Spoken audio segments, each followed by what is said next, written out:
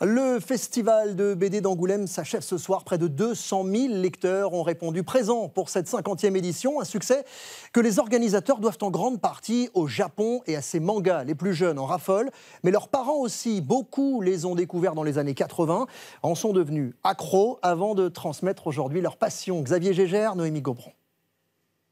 Certains arborent des tenues irisées, d'autres préfèrent voir la vie en noir et blanc.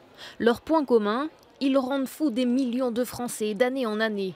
Thibaut est tombé dedans quand il était petit.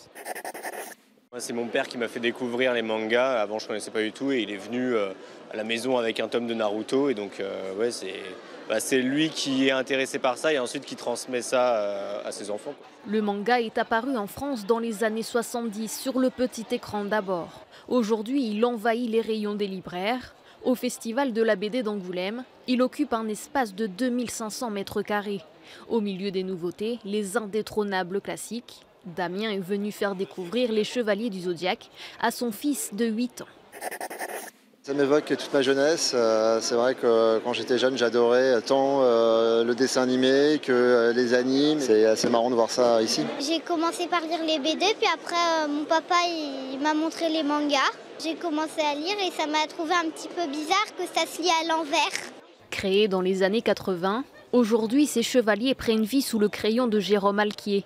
Ils séduisent une multitude de lecteurs, quel que soit leur âge. La raison, selon lui, il y a un double niveau de lecture. C'est-à-dire qu'on pouvait les regarder quand on était enfant et maintenant quand on est devenu adulte, on les regarde avec un autre plaisir, un autre œil et on découvre encore plein de choses dessus. C'est à nous justement qui avons connu ces années 80 avec toute la difficulté de l'arrivée du manga en France, la vie aussi que certaines personnes pouvaient avoir là-dessus, de transmettre ça à nos enfants. C'est en quelque sorte un type de BD qui ne vieillit jamais.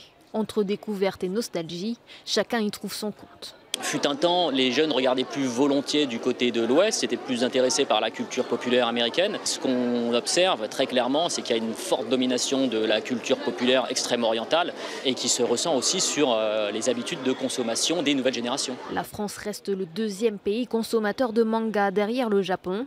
L'année dernière, un livre sur 7 achetés était une BD japonaise.